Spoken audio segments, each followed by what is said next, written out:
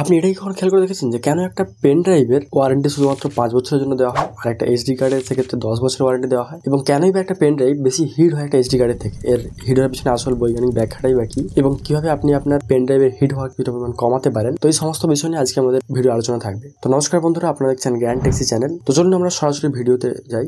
শুরুতে আমরা pen drive এবং এসডি কার্ড দুটো কি সেটা সম্পর্কে বলি। পেন ড্রাইভ ইউএসবি ইন্টারফেসের উপর কাজ করে, অর্থাৎ ইউনিভার্সাল সিরিজ যে বাস তার ইন্টারফেসের উপর কাজ করে, যার জন্য কি হয় এতে প্রচুর পরিমাণ পাওয়ারের দরকার পড়ে একটা এসডি কার্ডের তুলনায়। মানে হাই স্পিডে ট্রান্সফার করার জন্য একটা তুলনামূলকভাবে একটু বেশি পাওয়ার দরকার হয় একটা এসডি কার্ডের তুলনায়। তাছাড়া একটা পেন ড্রাইভের ভিতরে একটা কন্ট্রোলার চিপ এবং ফ্ল্যাশ মেমোরি চিপ থাকে। অপরদিকে একটা এসডি কার্ড লো পাওয়ার কনজাম্পশন করে ডেটা ট্রান্সফারের জন্য, এবং এতে কোনো রকম কোনো কন্ট্রোলার চিপ এরকম কিছু রিকোয়ারমেন্ট নেই। এটা নর্মালি মাদারবোর্ডের সঙ্গে কানেক্ট হয়ে অপারেট করতে পারে। এইবার আমরা একে ধাপে ধাপে বলি যে এদের হিট হওয়ার পিছনে মূল কারণগুলো কি। প্রথমে যে পয়েন্টটার নাম না বললে নয়, তাতে হাই স্পিড ডেটা ট্রান্সফার। অবশ্যই একটা পেন ড্রাইভে ডেটা ট্রান্সফার করার ক্যাপাসিটি একটা এসডি কার্ডের থেকে অনেক গুণ বেশি। তো এই হাই স্পিড ডেটা ট্রান্সফার করার জন্য হিটও কিন্তু বেশি জেনারেট হয় একটা পেন ড্রাইভে একটা এইচডি কার্ডের তুলনায়। জেনারেলি ইউএসবি 3.0 বা তার উপরে যে সমস্ত পেন ড্রাইভ গুলো থাকে তাতে ম্যাক্সিমাম কিন্তু আপনি 400 এমবির উপরে স্পিড দেখতে পাবেন। অপরদিকে একটা এইচডি কার্ড কিন্তু 50 থেকে 200 এমবির মধ্যে এদের ম্যাক্সিমাম স্পিড থাকে। তো পেন ড্রাইভের ক্ষেত্রে হাই স্পিড ডেটা ট্রান্সফার করার জন্য যেখানে একটা পাওয়ার কনজাম্পশন যেমন বেশি হয়, যার জন্য কিন্তু পেন ড্রাইভ একটু তুলনামূলকভাবে বেশি হিট হয় একটা এইচডি কার্ডের থেকে। এই পাওয়ার প্রসঙ্গে দ্বিতীয় পয়েন্ট এসে যায়, তা হচ্ছে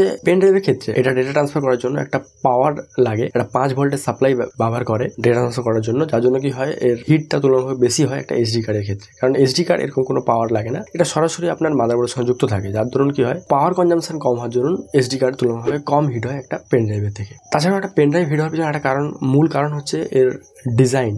একটা পেন ড্রাইভের ক্ষেত্রে এর হিটটা কিন্তু ওই পেন ড্রাইভের মধ্যে সীমাবদ্ধ থাকে। অপরদিকে একটা এসডি কার্ডের ক্ষেত্রে যেহেতু এটা মাদারবোর্ডের সঙ্গে সহজে কানেক্ট থাকে, যার ধরুন কি হয় এসডি কার্ড হিট হলেও তার হিটটা কিন্তু ডিস্ট্রিবিউট হয়ে যায় পুরো মাদারবোর্ডের সঙ্গে। তো সেজন্য একটা এসডি কার্ড তুলনামূলকভাবে কম হিট ফিল করা একটা পেন ড্রাইভের থেকে। তো অলওয়েজ চেষ্টা করবেন যে কোনো মেটালিক কোনো পেন ড্রাইভ নেওয়ার জন্য, সেক্ষেত্রে এটা হিট ভেন্টিলেশন তুলনামূলকভাবে একটু বেটার হবে নর্মাল পেন ড্রাইভের থেকে। যাই হোক, এবার আমরা এই প্রসঙ্গটা বলবো যে কিভাবে আপনি আপনার পেন ড্রাইভের লাইফটাকে স্প্যান করতে পারবেন। প্রথমত সবসময় চেষ্টা করবেন যে কোনো বড় ফাইল একসাথে না পাঠিয়ে ধাপে ধাপে যদি সেটাকে পাঠানো সম্ভব হয়, তাতে কি হবে আপনার পেন ড্রাইভটা কিন্তু হিট হওয়ার সুযোগ তুলনামূলকভাবে কম পাবে এবং তুলনামূলকভাবে হিট কম হবে। এবং এই প্রসঙ্গে যেটা আমি এক্ষুনি বললাম যে এটা সবসময় চেষ্টা করবেন যে একটা মেটাল বিল্ড কোয়ালিটির যে কোনো পেন ড্রাইভ নেওয়ার জন্য। তাতে কি হবে যে কোনো পেন ড্রাইভের ক্ষেত্রে হিট ভেন্টিলেশনের ক্ষেত্রে একটা মেটাল কিন্তু অলওয়েজ বেটার একটা প্লাস্টিকের থেকে। তো যার জন্য মেটাল কিন্তু তুলনামূলকভাবে তাড়াতাড়ি ঠান্ডা হয় একটা প্লাস্টিক বিল্ড পেন ড্রাইভের থেকে। তো সবসময় চেষ্টা করবেন যে মেটালিক বিল্ড কোনো পেন ড্রাইভ নেওয়ার জন্য, যাতে কিন্তু জিনিসটার ডিউরেবিলিটি এবং লং লাস্টিং দুটোই বেটার হবে। 3 নম্বর যে পয়েন্টের কথা বলবো, চেষ্টা করবেন যখন আপনার পেন ড্রাইভটার প্রয়োজন হচ্ছে না সেটাকে ডিভাইস থেকে খুলে রাখার জন্য। এই প্রসেসটা যদি আপনি ফলো করেন, সেক্ষেত্রে কিন্তু আপনার পেন ড্রাইভের লংজিভিটিটা তুলনামূলকভাবে বাড়বে সবসময় ডিভাইসে কানেক্ট রাখার থেকে। এবং 4 নম্বর পয়েন্টের কথা যদি বলবো, যদি সম্ভব হয় চেষ্টা করবেন একটা এক্সটার্নাল কোনো কেবিল লাগিয়ে আপনার পেন ড্রাইভটাকে কানেক্ট করার জন্য। এতে কি হবে সরাসরি যে হিট ভেন্টিলেশনের ব্যাপারটা কিছুটা পরিমাণ কিন্তু আরো বেটার ম্যানেজ হবে। তো এতেও কিন্তু আপনার পেন ড্রাইভটা তুলনামূলকভাবে একটু কম গরম হবে নর্মাল কানেক্ট থাকার থেকে। এবং লাস্ট যে পয়েন্টের কথা বলবো, ইউএসবি 3.0 বা 3.2 জেনারেশনের যে পোর্টগুলো হয় বা তার ওপরে যে সমস্ত জেনারেশনের পোর্টগুলো রয়েছে, এইগুলো দিয়ে কিন্তু আপনি যদি ডেটা ট্রান্সফার করেন বা কানেক্ট রাখেন এই পোর্টগুলোর সাথে, তো এতে কিন্তু পেন ড্রাইভ তুলনামূলকভাবে একটু বেশি হিট হয় নর্মাল ইউএসবি 2.0 জেনারেশনের যে পোর্টগুলো রয়েছে এর থেকে। তো যদি আপনার প্রয়োজন না থাকে বা যদি আপনি কোনো রকম কোনো হাই স্পিড ডেটা ট্রান্সফার না করে থাকেন বা কোনো বড় ফাইল না ট্রান্সফার করে থাকেন, সেক্ষেত্রে চেষ্টা করতে পারেন ইউএসবি 2.0 পোর্টে কানেক্ট রাখার জন্য আপনার পেন ড্রাইভটাকে।